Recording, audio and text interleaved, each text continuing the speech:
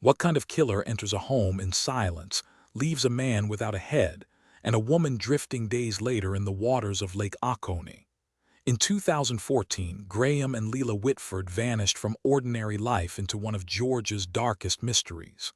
A scarf left in a kitchen, another fragment rising from the lake, soil, bone, and denial. Yet no name, no conviction. Who carried her into the water? Who silenced him in his own home? And why was nothing whole? Before we begin, tell us in the comments where you're watching from today. And if you want more stories like this, don't forget to subscribe. The morning opened calm over Lake Oconee. Boats rocked at their moorings. White herons moved along the shallows. The Whitford house looked as it always did, still and ordered. A screened porch faced the water, catching the air that drifted inland. Inside, the kitchen clock ticked with a steady rhythm.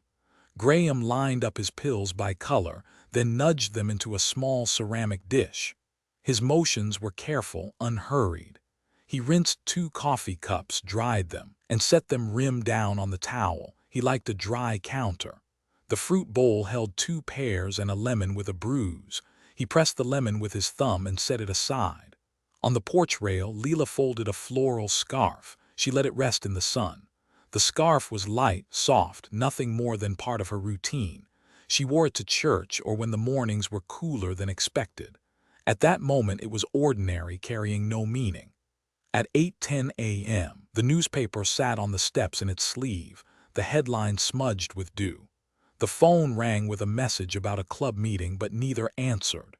Graham shut the faucet tight, leaving a bead of water clinging to the steel. Leila looped the scarf once around her neck, then slipped it off and folded it again. By noon, the porch sat empty. A chair angled slightly from the table suggested someone had left it in a hurry. The air held a weight that had not been there earlier. The only sound was the slow hum of the air conditioning. A neighbor passed the lane and frowned at the unread paper. She hesitated at the door, then walked away. At 4:20 p.m. she returned. She knocked, called, and waited. No answer. She saw the garage door sat open by a hand's width. She did not crouch to look inside. Instead, she called the sheriff's office, her voice steady but not calm. By early evening, deputies stood at the steps. The neighbor kept her distance at the bottom of the walk. One deputy knocked, then turned the handle. The door swung open. Inside, the air was thick. They called the names again. The house answered with silence. The kitchen told the story first. A pool had dried to a brown stain near the table. Spatter marked the baseboards, angled in arcs. A void shape sat in the center where something large had been and was removed.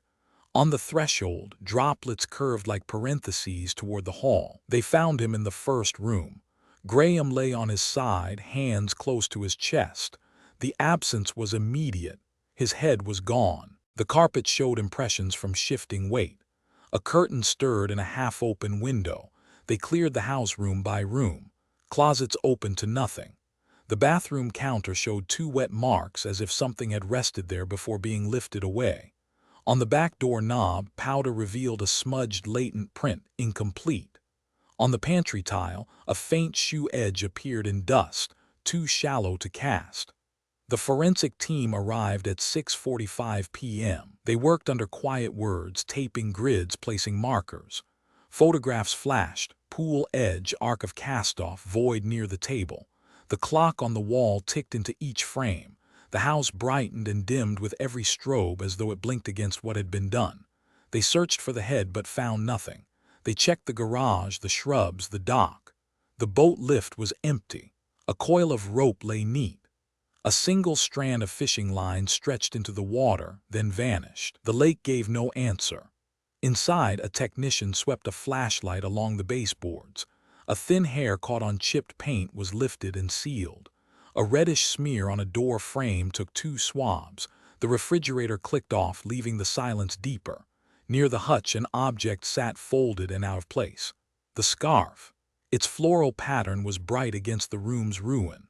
The fringe pointed toward the hall. The technician bagged it, noted it in his log.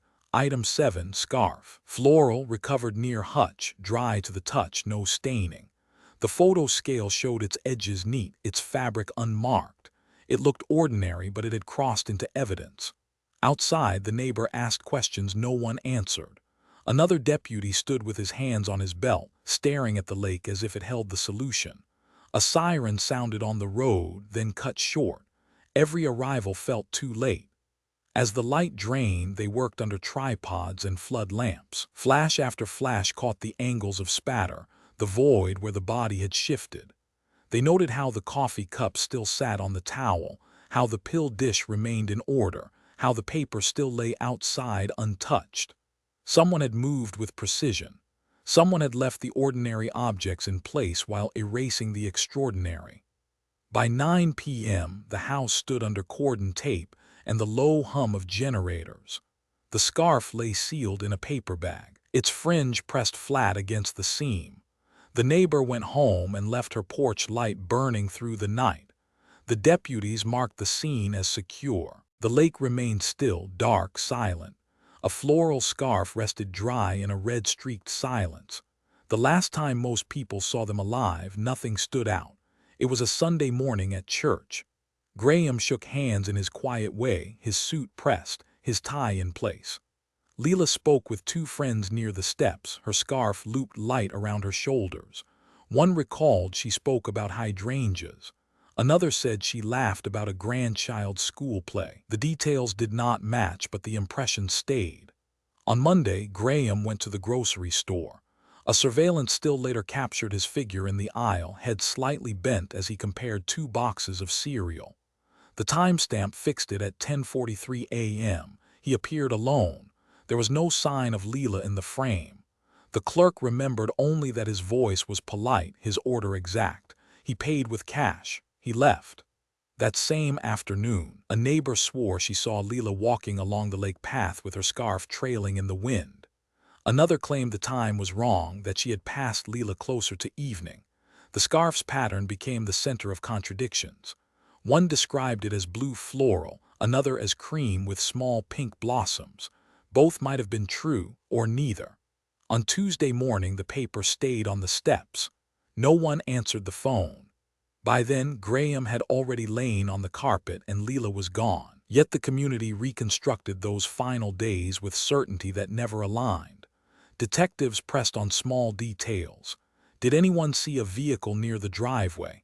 One neighbor said yes, a dark sedan parked crooked. Another insisted no, only the usual quiet. The records showed Graham withdrew $200 in cash from the bank on Friday. The bills were never found. The scarf kept surfacing in the retellings. A woman at church remembered Leela adjusting it while speaking with her. A clerk at a pharmacy thought he saw it when Graham picked up a prescription. When shown a photograph later, he hesitated. He said it could have been another woman, another scarf, another day. Memory was porous. The gas station surveillance tape from Saturday showed Graham at the pump. The timestamp read 3:17 p.m. His reflection in the glass caught a flicker of fabric. Investigators paused the frame again and again. Some saw the suggestion of the floral scarf in the passenger seat. Others saw only glare. The image was too grainy to resolve. Reports filed that week listed these observations as timelines. They lined up names and times and objects, but the sequence bent under weight. The scarf became a marker no one could agree upon. Forensic technicians enlarged the grainy frame from the gas station. They drew circles around the flicker in the reflection, labeled them as potential textile evidence. They logged the frame into the case file, noting its uncertainty. Item 14. Still image, possible scarf, inconclusive. The contradictions multiplied. One resident told police she had seen Leela gardening late Sunday afternoon. Another said she was certain both Whitfords were walking the dock together after dusk. No one could prove either account. The family tried to piece it together from phone calls. A granddaughter said she spoke with Leela on Saturday morning at 9:20 a.m. The phone records confirmed the call lasted 5 minutes.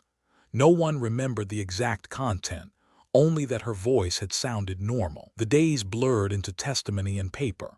Witness accounts collided. The scarf, ordinary cloth, turned into a forensic ghost.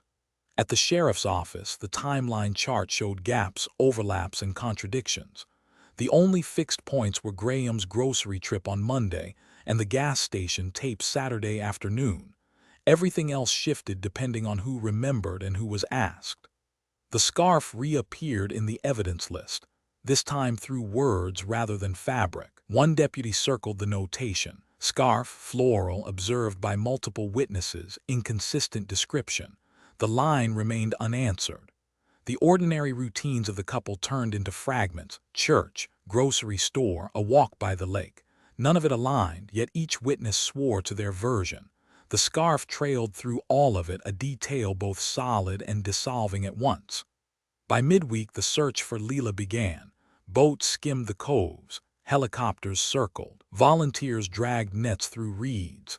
Deputies combed wooded edges near the shoreline. They found nothing. The scarf's image in the gas station glass remained the last disputed trace.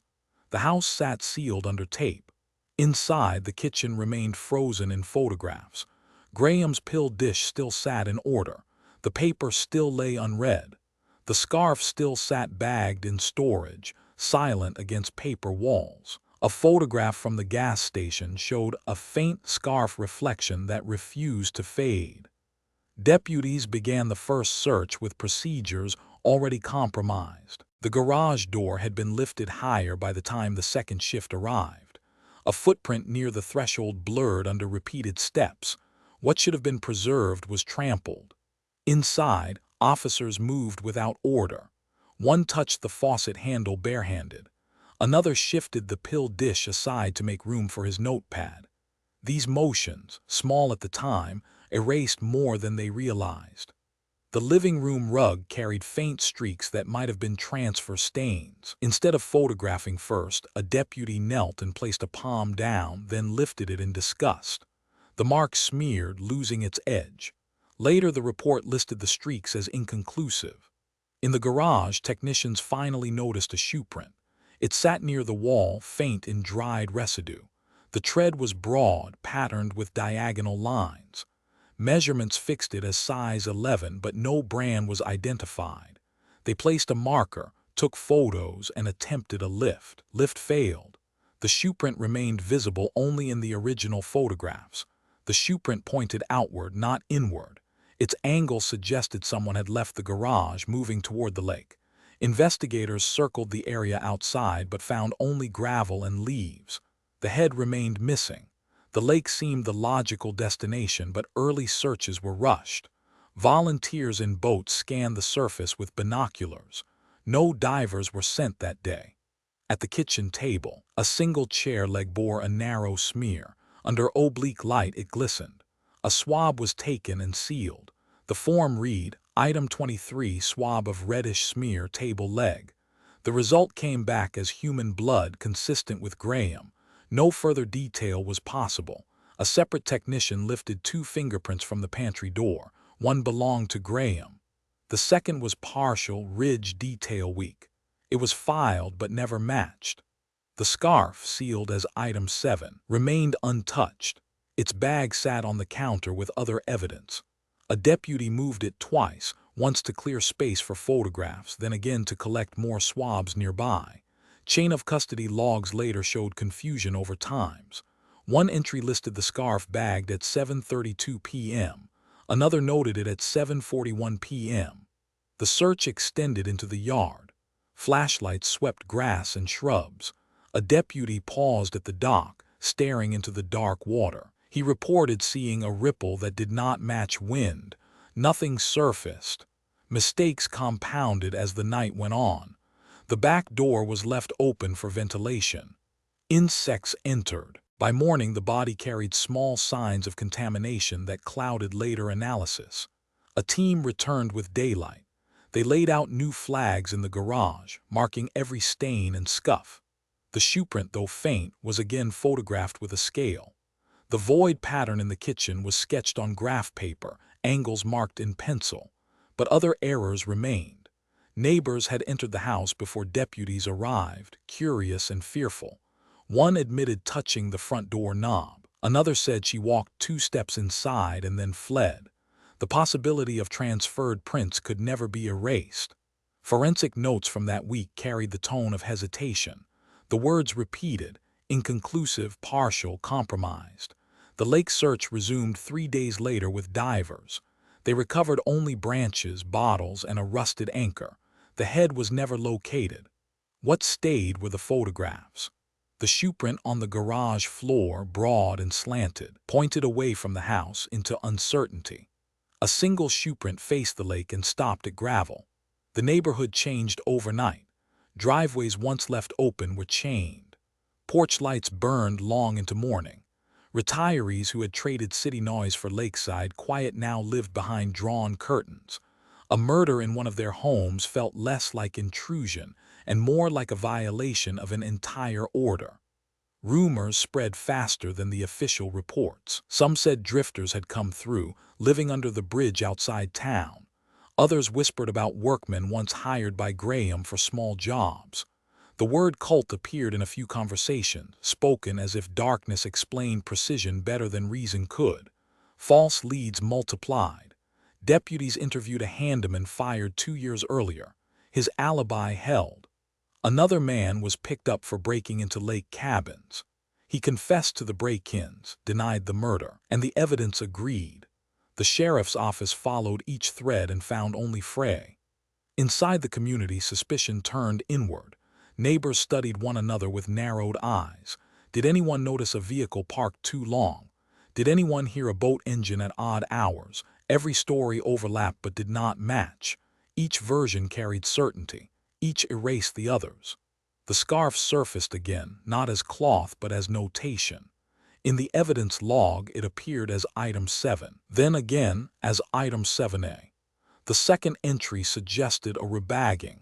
A deputy admitted later he moved it during cataloging. The chain of custody sheet bore 2 signatures and a blank. When the file was reviewed, the gap drew attention. Where had the scarf been during those 9 minutes? No one could answer. The shoeprint led nowhere. State databases found no match. Manufacturers could not narrow it to a brand. It became another dead end listed as unresolved. Paranoia took form in ordinary gestures. Locks were replaced with deadbolts. Windows nailed shut. Couples walked the lanes together instead of alone. Church services turned into gatherings of whispered fear. The Whitfords' absence hovered like unfinished work. Reporters circled. Headlines labeled the case as decapitation mystery. The language unsettled residents who preferred silence to spectacle. One rumor insisted the head had been taken as a message. Another said it had been disposed of in the dam. Divers returned, dragged weighted nets, found nothing. Weeks later, the scarf disappeared from the evidence locker. For 2 days it was unaccounted for. Then it resurfaced in a box marked miscellaneous textiles. No explanation appeared in the record. The clerk insisted it was misfiled, not lost, but the error remained stamped in the file. Community meetings turned bitter. Accusations of incompetence flew. The sheriff promised progress that never came. Residents demanded answers and received more silence. Detectives followed leads to neighboring counties, questioned men with violent histories, traced boat registrations. None connected to the Whitford house. The investigation thinned into repetition. Neighbors who once met on porches began avoiding one another. The shared fear became private. It was easier not to speak of it than to admit the void it left.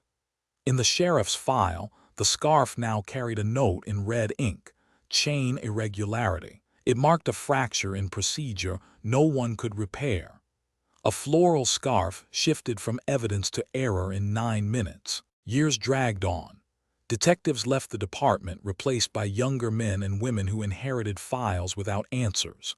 The Whitford case thickened in folders but did not move forward. The house itself passed into new hands, then stood empty again. Weeds pressed against the walkway, cracking the concrete lines. The dock sagged, half submerged under years of weather. Only the photographs held the rooms intact. The clock frozen at 9:05 p.m., the spatter arcs, the void pattern. The scarf tagged as item 7. The community learned silence. They no longer spoke of the murders at cookouts or church suppers.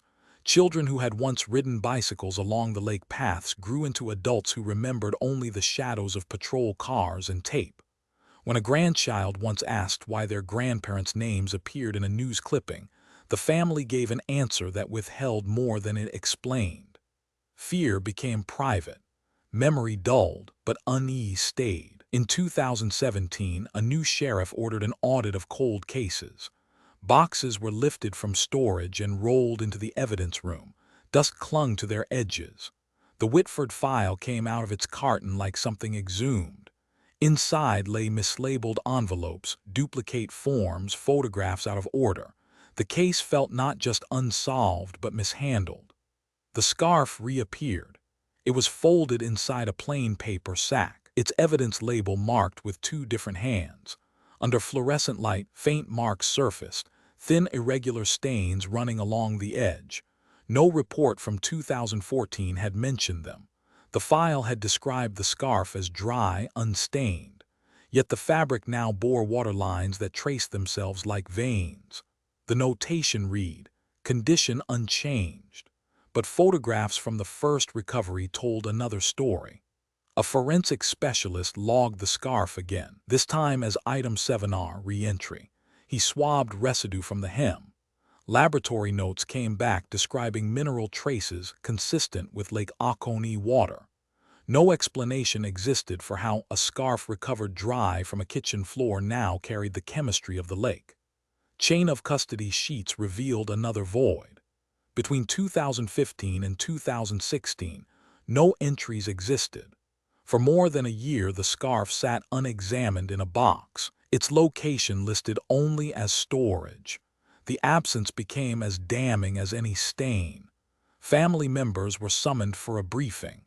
They sat at a long table, waiting for the word that would turn their years of questions into clarity. The sheriff's words offered little. Yes, the scarf carried traces of the lake. Yes, the file had gaps. But no, this did not mean closure. The object had changed meaning again, from cloth to clue to contradiction. Detectives began reviewing every object in the file. Dust covers were peeled back from boxes. Fibers sealed years earlier were logged into a new digital system. One small bag contained a pale hair overlooked in earlier reviews. Under microscope, the strand showed the structure of animal fur. The analyst logged it as possible dog hair. The Whitfords had owned no pets. The line was added to the file, unexplained. The scarf's contradiction unsettled even the technicians. In the photographs it looked unchanged, still floral, still folded. In reality it carried new stains, a history that did not match its first recovery. Each technician who handled it wrote careful notes, but none could explain how fabric could rewrite itself through storage. At the end of that year, the scarf was sealed again. This time into a fresh paper bag, the tag rewritten with a clean number. It was placed in a climate-controlled locker, separated from other textiles. The clerk logged it with deliberate care, yet the memory of its absence remained stamped across the file. The family pressed again. Was this a new lead? Did the water stains mean her body had brushed the scarf before disposal? Did it mean the killer had carried both into the lake and returned only one? No answers came. The case was declared inactive, then reopened months later, then inactive again. Each cycle returned to the same object. In the file, the scarf's presence grew louder than any witness account. It spoke without words. Its silence told more than testimony. It had become the narrative center of the case, a forensic echo louder than any confession not given.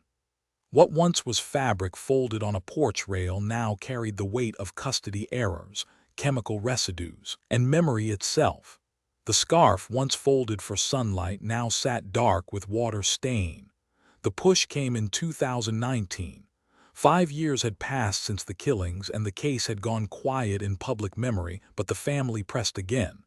Letters, phone calls, even appearances at county meetings.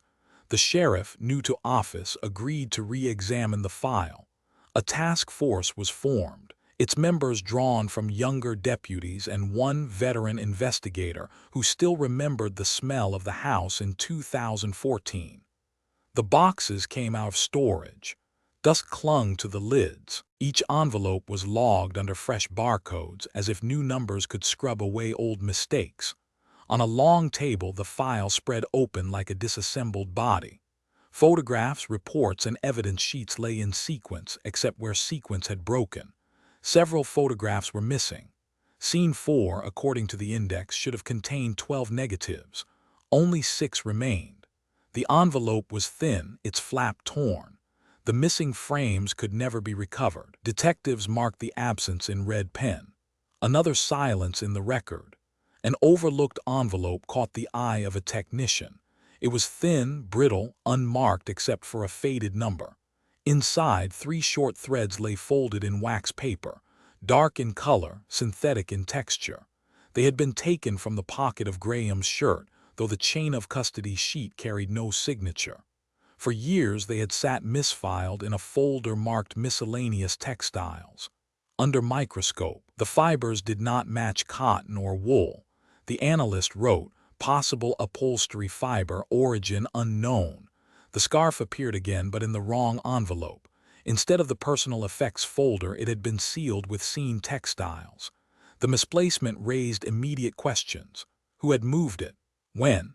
The signatures trailed off into blanks. No deputy claimed the action. The scarf's journey through custody had grown more tangled with each rediscovery. Technicians began digitizing the old notes. A sketch of the kitchen void pattern, drawn in pencil on graph paper, emerged sharper than memory. Angled arcs of cast-off pointed not to frenzy but to control. The analyst added a note, consistent with blunt object, heavy, rounded edge. Yet no such object was ever recovered. The kitchen remained an empty theater with a missing weapon. The family was summoned to the courthouse basement for a briefing. The sheriff explained the process. Evidence would be retested with modern methods, files rebuilt, and custody chains reinforced. They asked if this meant answers. He did not promise. He spoke of possibility, not closure. Their silence filled the room heavier than questions. Meanwhile, volunteers returned to the shoreline coves. Boats drifted in slow arcs, dragging weighted nets. Metal detectors swept shallow sand. They pulled up bottle caps, rusted hooks, and anchor flaked with corrosion. Nothing linked to the Whitfords. The water remained indifferent, holding its secrets. Back at the lab, the shoeprint photographs were rescanned. Digital enhancement sharpened the diagonal treads. A consultant compared the pattern to work boots sold in the early 2010s. The alignment was close but not exact. Records of purchases yielded nothing. The shoeprint returned to its place in the file, unresolved but persistent. The archive revealed one more anomaly. A chain of custody form listed Item 7, the scarf, as transferred for analysis in May 2015. Yet the state lab had no record of receiving it. Somewhere in transit or in paperwork, the scarf had disappeared for an interval no one could explain. When it resurfaced months later, it bore the same tag but a different signature. The paper trail fractured like brittle glass. Detectives logged the contradictions into a new summary. Each entry repeated the same language: misplaced, overlooked, inconclusive. Errors layered until they formed their own shape. A map of failure as visible as the void pattern once marked on the kitchen wall. The scarf, folded and refolded, had traveled through mistakes more than truths. Every absence in the file seemed to echo through its fabric. It carried the silence of each missing line, each unsigned form, each broken chain. The technician resealed it once more. The envelope closed. The tag bore a fresh number, yet the object had already become something else. It was no longer clothing. It was the story of the case itself, reduced to cloth and error. A floral scarf sat in the wrong envelope, tagged twice, meaning shifting. By 2020, the decision came quietly. A meeting in the sheriff's office, fluorescent lights humming, folders stacked, and one deputy sliding the file across the table. Forensic genealogy had cracked other cold cases. The Whitford case would be given the same chance. The scarf, sealed and resealed across years, was pulled again from storage. The paper bag was stiff, its corners softened by handling. A technician in gloves lifted the fabric under sterile light. Swabs were taken from the hem where water stains had dried into faint mineral lines. Another swab brushed along the inner fold. Each sample was numbered, sealed, and logged. The chain of custody sheet bore 3 signatures this time, as if redundancy could erase history. At the state crime lab, extraction began. DNA clung faintly, degraded but still present. Machines amplified strands into measurable profiles. Out of the noise came 22 usable loci. Not a full profile, but enough to query the databases. Analysts loaded the data into genealogy software. Hours passed, then the match appeared, a faint signal tying the scarf to a family tree in South Carolina. 2 names emerged, brothers, both long dead. One had drowned in 1998 during a river accident. The other had been buried in 2009 from illness. Neither could stand in a courtroom, yet their DNA threads crossed the scarf like ghost fingerprints. Detectives drove south, knocking on doors. Cousins answered with confusion. A niece said she had never heard of the Whitfords. A nephew recalled only a vague story of summers near Georgia, but no mention of Lake Oconee. None carried knowledge that explained a beheaded man in a locked house. The link remained statistical, cold, without motive. The lab report came back stamped with caution. Contamination could not be ruled out. The scarf had passed through irregular custody, logged and misplaced, bagged twice. Still, the report concluded, significant genetic correlation to descendants of 2 deceased brothers. The family of the Whitfords received the update in a windowless briefing room. They sat still, hands folded, waiting for more. The sheriff explained the science, the partial match, the dead ends. Hope flickered and faded in the same breath. One relative asked, "Why would a family line appear and then vanish into graves?" No one answered. Detectives pressed deeper. They traced the drowned brother's work history. He had labored on seasonal construction near Lake Oconee in the late 1980, resurfacing driveways, pouring foundation. He left no criminal record. The other brother had driven trucks along Georgia routes. Tickets showed he passed through the county in the 1990s. Neither man's name appeared in local police logs, yet their DNA, or fragments of it, sat woven into the threads of Leela's scarf. A second analysis examined the water stain on the fabric. Mineral composition aligned with Lake Oconee itself. The scarf had touched the lake at some stage, yet crime scene photographs from 2014 showed it dry on the kitchen floor. Either the fabric had been immersed after collection, or it had been planted before discovery. The contradiction deepened the void instead of closing it. The DNA trail ended at a cemetery. No living suspect remained. A press briefing was held. Cameras flashed as the sheriff delivered phrases crafted to sound like progress. New scientific methods, partial genetic lead case remains active. Reporters scribbled, then left with headlines thinner than the truth. Behind closed doors, investigators admitted frustration. The case had shifted from blood and bone to statistics and probabilities. The scarf carried the weight of all of it. In the lab, another technician revisited a bagged item overlooked for years.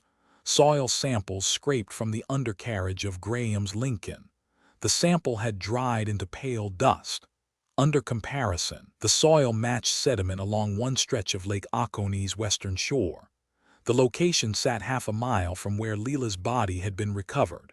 No one could prove the soil had been deposited during the crime, but the alignment was noted. Another fragment in a puzzle built of fragments. Detectives interviewed surviving acquaintances of the 2 brothers. One old friend, reached in a hospice, remembered fishing trips on the lake decades ago. He recalled the brothers arguing often, one quick to temper, the other quiet. He remembered a fight at a dock, voices raised, a scarf used to wipe sweat. He swore the memory belonged to the 1980s, but the detail lodged itself into the file nonetheless. The family of the Whitfords received no comfort. They asked if justice could come from a graveyard. The detectives avoided words like never, but the silence in the room said enough. In the evidence log, the scarf's entries grew crowded. Item 7. Item 7A. Item 7R. Each line told not just of fabric but of handling, misplacement, rediscovery. The scarf was no longer textile, it was a timeline of failure. Community response reignited. Articles framed the case as another missed chance. Commentators questioned whether the DNA could have been planted by mishandling. Citizens wrote letters demanding answers. The sheriff's office held its line. The case remained active. Technicians sealed the scarf once more. They folded it carefully, pressed flat, slid into a clean envelope. The log noted, DNA sampled, partial profile, evidence resealed. It went back into storage behind a locked door with climate control, separated from other textiles. But in the file, its shadow grew heavier than any body fragment or fingerprint. The scarf once folded for sunlight now carried a dead lineage. Its threads whispered of two men beneath soil, of mistakes that stretched across years, of a family waiting for answers that did not come. A floral scarf held the DNA of brothers long buried. The DNA trail had ended at two dead brothers, but detectives refused to close the file. In 2021, attention shifted sideways, toward the men who had once lived near them, worked beside them, or carried fragments of their routines. Among them was a single surviving acquaintance, a man named in 3 separate interviews, described as quiet, restless, often found fishing the lake. His name surfaced not from family trees but from the edges of memory. He lived 2 counties over in a single wide trailer ringed with broken appliances. Deputies knocked in late afternoon. He opened the door slowly, eyes shifting past the badges to the gravel road behind them. His age showed in the deep lines of his face, but his hands were steady. He invited them inside with reluctance. At the sheriff's office, the man sat across from detectives, his arms folded, his words brief. He admitted knowing the brothers. He admitted working construction near the lake decades ago. He admitted fishing Oconee in the spring of 2014, though his recollection faltered on details. Asked about the Whitfords, he hesitated. He said he knew of them but never entered their house. The interview dragged into silence. Detectives shifted tactics. They laid photographs of the Whitford home across the table, the kitchen void, the arcs of cast-off, the dry scarf photographed against the hutch. His gaze flicked over them, then dropped to his hands. He said nothing. A forensic team had already swept his property.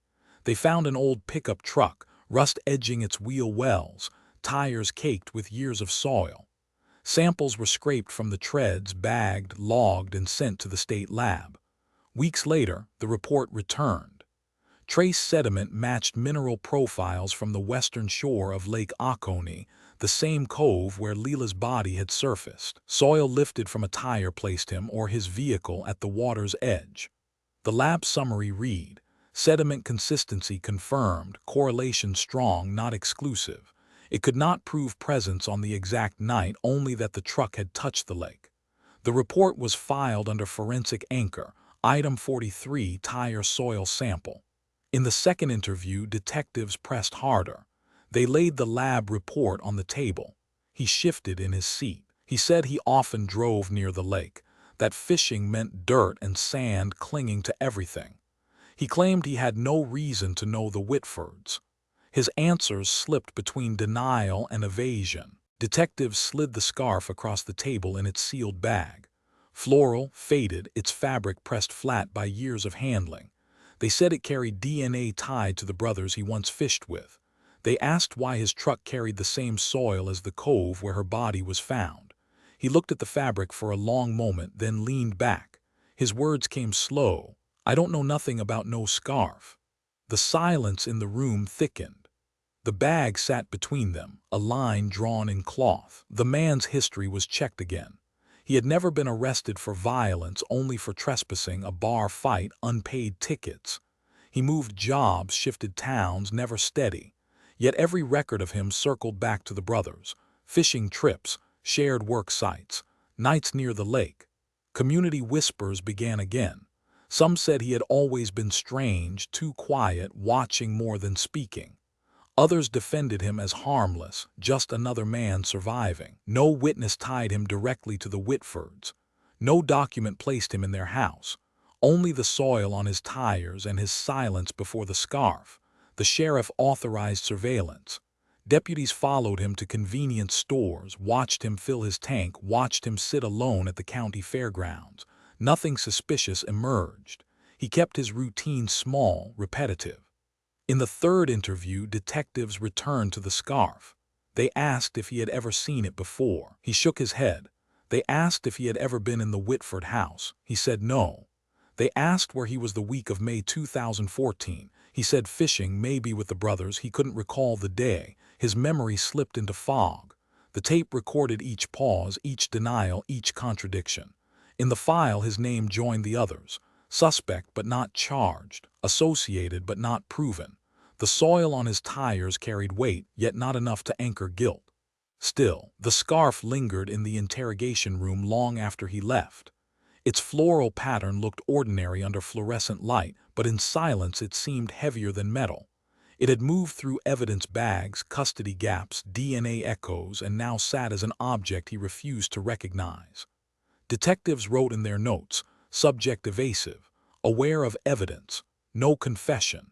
They underlined the line twice. Forensic technicians sealed the scarf again, logged it as Item 7S. Interrogation display. The bag was slid back into its box, the chain documented with new care, but its echo lingered in the room, silent as his refusal. The case circled again into repetition. The man was watched but not charged. The soil sample was filed as consistent but not conclusive.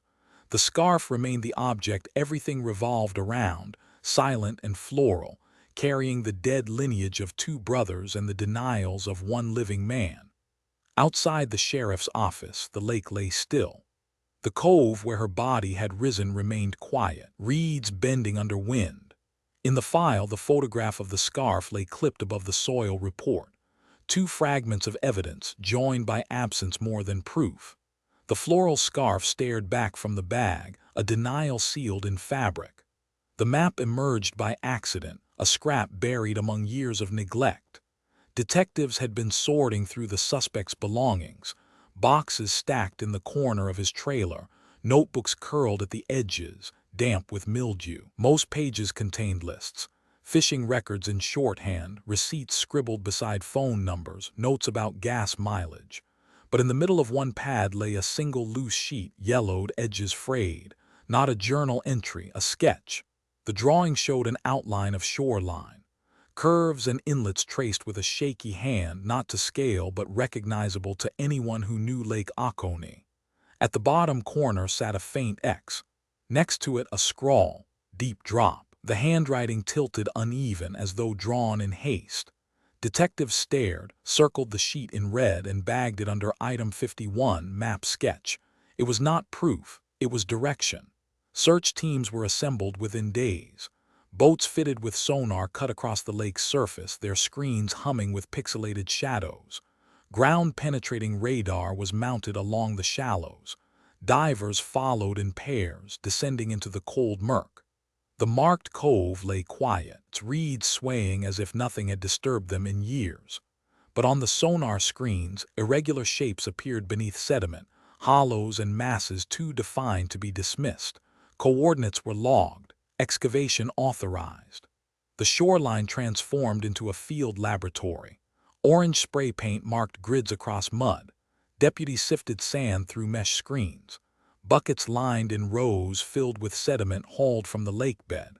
Volunteers, wearing gloves too large for their hands, moved methodically. Each handful of earth was watched, each fragment catalogued. At first the lake gave only the ordinary detritus of decades.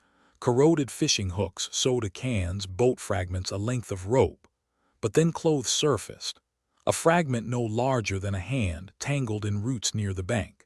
Its pattern faint, faded by silt and time, but visible under light, floral, bagged, tagged, logged as Item 52, textile fragment, possible match to scarf. The discovery tightened focus. If one scarf had been found dry in the kitchen, another fragment now lay submerged in the cove. which was real, which belonged to her, or had duplicates been used to mislead. Days later, divers brought up something heavier: bone, weathered, porous, incomplete. Osteologists examined the shards under magnification. The report noted cranial origin consistent with an adult female, degraded beyond certainty, but location and size suggested Leela. The file thickened. Item 53, bone fragments, cranial, inconclusive. The family was told with care. Detectives sat across from them in a plain room, photographs laid flat on the table. Fragments, not bodies, sketches, not certainty. The silence of their grief carried heavier than words. Back at the sheriff's office, the suspect was called again. The map was slid across the table.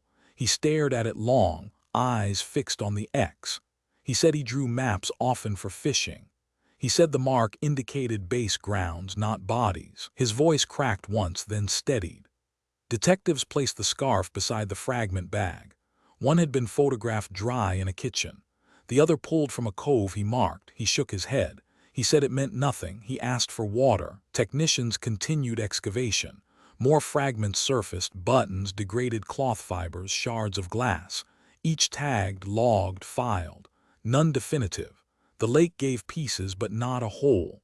Osteology reports returned again. The cranial fragments showed erosion patterns consistent with long submersion. DNA analysis attempted, but degradation left only partial markers, not enough to identify. The result read, inconclusive. Forensic labs compared the textile fragment against the scarf. Under microscope, both showed similar weave, similar dye traces, but exposure to lake water had erased certainty. The conclusion, probable relation but unconfirmed. The contradictions multiplied. Why two scarves? Why one dry, one drowned? The evidence looped without exit. Community whispers reignited. The local paper ran a headline: "Map leads to fragments in Whitford case." Residents locked doors again, left lights burning late. Some said the lake had always held secrets. Others avoided the water entirely. Detectives wrote their summary: evidence consistent but circumstantial. Subject denies involvement. Investigation ongoing. The words filled another page but brought no closure. The scarf fragment sat sealed, floral pattern faint but present. The map remained in its bag, X still marked in pencil. The soil sample from the suspect's truck. The bones, the cloth, the sketch, all fragments orbiting the same void. In the evidence room, the photograph of the scarf was clipped above the textile fragment, one dry, one drowned. Side by side, they whispered of absence. The X on the map stayed unanswered. A floral fragment surfaced from the cove, whispering of what was missing. Excavation at the marked cove stretched from days into weeks. Crews rotated, deputies sweating under vests, volunteers crouched over buckets, divers surfacing with masks fogged and hands numb from cold water. The lake resisted. It released fragments reluctantly, as if unwilling to give away its history. Each morning began the same. Mesh screens were lowered into tubs. Silt shoveled in, water poured, sand sluiced away grain by grain. Tiny objects emerged under gray light: fish bones, bottle caps, rusted hooks. Nothing held weight until the first shards surfaced. Bone. Small, brittle, curved. Collected with tweezers, placed into vials, sealed, logged as item 60. Forensic anthropologists studied them under microscopes. Their report read with detachment: cranial in origin, consistent with adult female, weathered by long immersion. No trauma visible. DNA extraction attempted.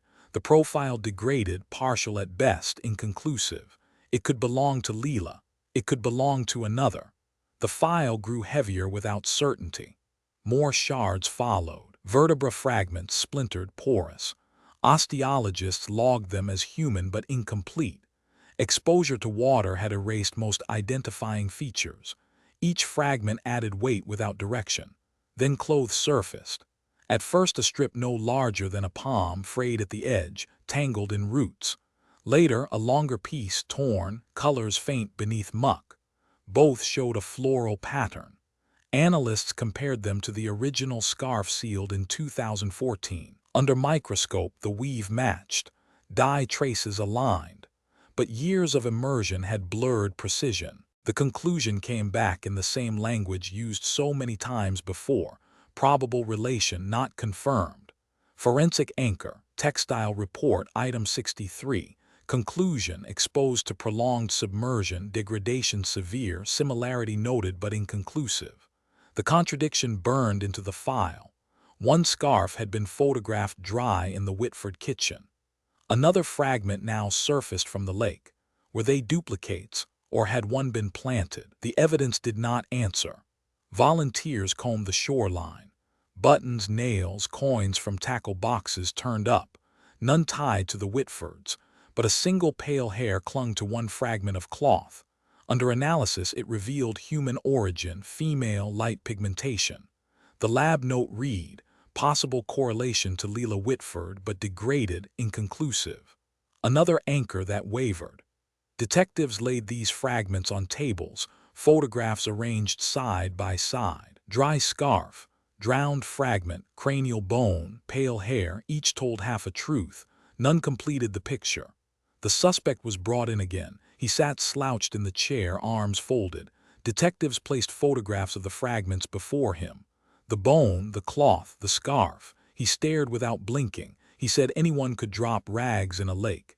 He said bones surface after storms all the time. His voice flat, tone practiced.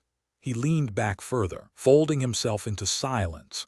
The tape captured each denial, each pause, each absence of confession. Community unease returned like a tide. Newspapers printed headlines: Lake yields fragments in Whitford case. Residents locked doors in daylight, porch lights burned deep into morning hours. Rumors spread. Some said the fragments proved the killer lived still among them. Others whispered it was planted evidence, a distraction from failures years before. Reporters asked whether the scarf fragment proved Leila had been bound, carried, or drowned. Detectives gave no answer. The lab file was their only language: inconclusive, degraded, possible. The excavation continued. Divers marked hollows where sonar showed depressions. Silt clouds rose, settled, rose again. Some deposits revealed nothing more than driftwood. Others yielded shards too small to classify.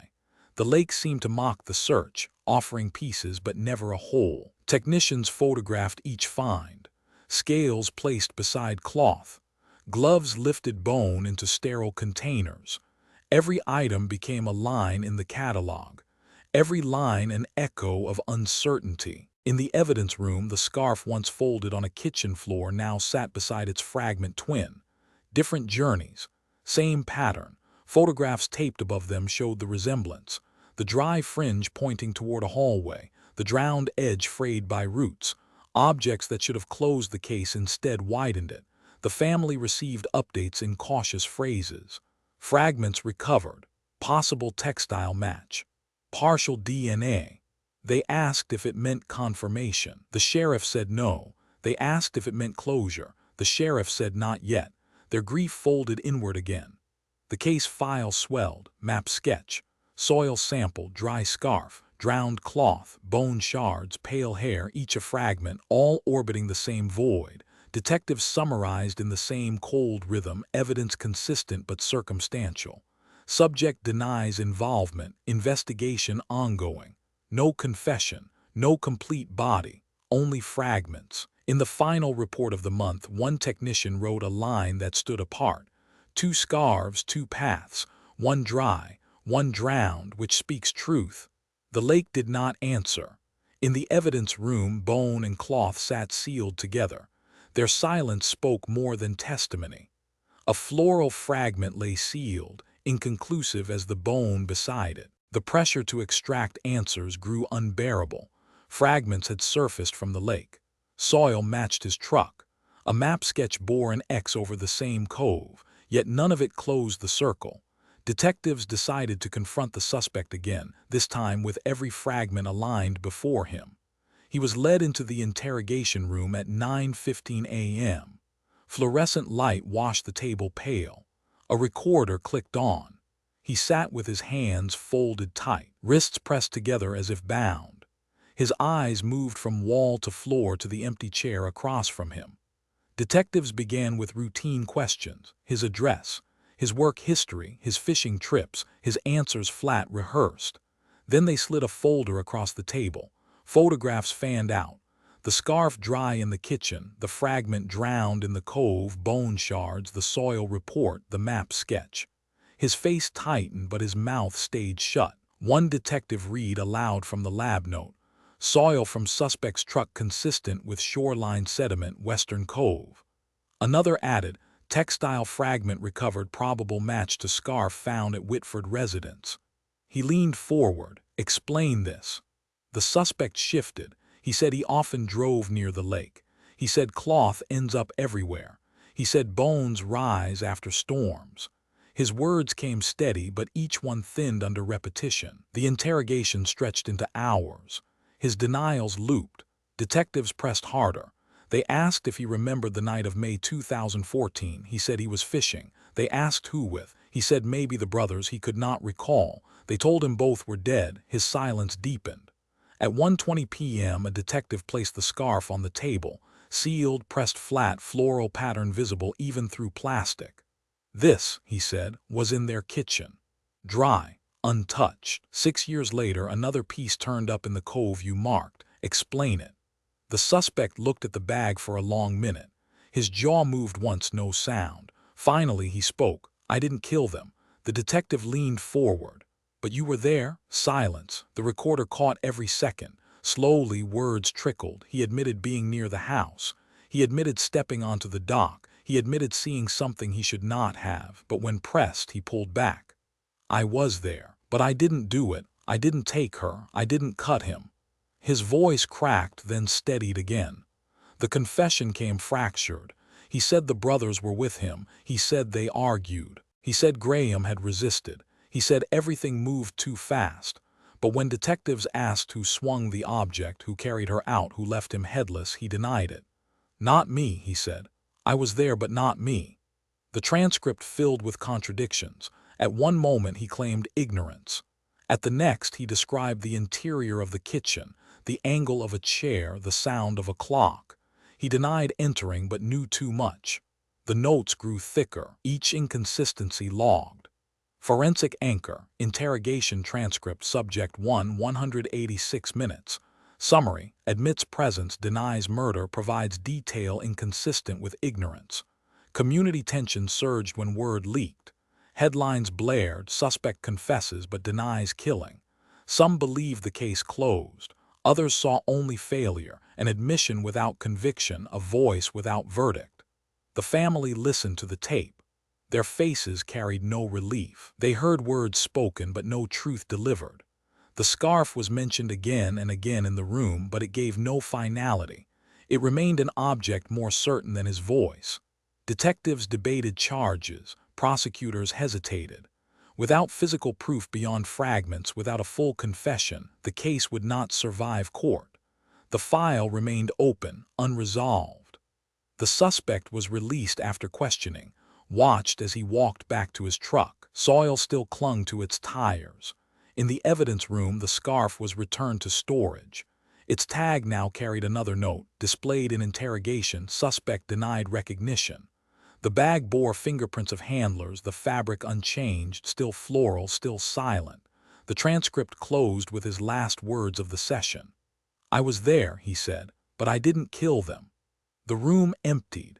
The scarf lay sealed again, mute witness to a confession without conclusion. A floral scarf sat in front of him, denial pressed into its folds. The interrogation ended, but the silence did not. The suspect's fractured admission, present but not guilty, settled into the file like sediment in water. Detectives replayed the tape, each pause, each denial, each slip into detail he should not have known. Still, no jury would convict on fragments and half-confessions. The case remained unresolved. Years passed again. Deputies transferred, retired, replaced. The Whitford house changed hands twice more. Each new owner painted walls, replaced floors, remodeled the kitchen. Yet the memory of spatter arcs, void patterns, and the absence of a head clung invisibly to the structure. Neighbors never forgot, even as the address faded from headlines. The community bore the scar in silence. Porch lights still burned longer at night. Locks stayed fastened during daylight hours. People walked in pairs where they had once walked alone. Some families moved away, claiming they sought better schools or work, but everyone knew fear had lingered too long by the lake. The sheriff's office boxed the case again. 12 years of notes, photographs, fragments, transcripts. The file was thicker than most solved homicides, but weight did not equal truth. Inside, the scarf remained, folded, bagged, tagged. It had been sealed, unsealed, re-examined, displayed. Its custody sheet stretched across pages. Each entry carried dates, signatures, times. Each line an echo of absence. The scarf had begun as clothing, light across a woman's shoulders. It became evidence at a kitchen crime scene. Then contradiction when another fragment surfaced from the lake. Then a tool in interrogation. Now it sat in darkness, ordinary fabric transformed into the most haunting artifact of an unsolved crime. The family continued to ask for answers. Every anniversary brought letters, interviews, vigils. They spoke of memory, of unfinished mourning. They spoke of an empty chair at gatherings, of silence where voices should be. Detectives nodded, offered promises, opened the box again, looked at the same fragments, closed it again. The media returned in cycles. Headlines rose with new technology, new analysis, new task forces. Each time hope swelled, each time results came back inconclusive. The scarf remained in every article, described as floral, as haunting, as inexplicable. Forensic anchors repeated across the years. Bone shards, cranial, adult female, inconclusive. Textile fragments, probable match, inconclusive. Soil samples consistent with cove, inconclusive. DNA from scarf, partial match to dead brothers, inconclusive. Interrogation transcript, admission of presence, denial of guilt. Each anchor heavy alone, but none chained into certainty. The suspect aged. He lived quietly in his trailer, watched but not charged. He carried groceries, sat at diners, fished alone. To some he was guilty in silence. To others, a scapegoat for a case built on errors. He never spoke again of the Whitfords. The lake itself bore the final memory. Its surface calm, its depths marked by coordinates on faded charts.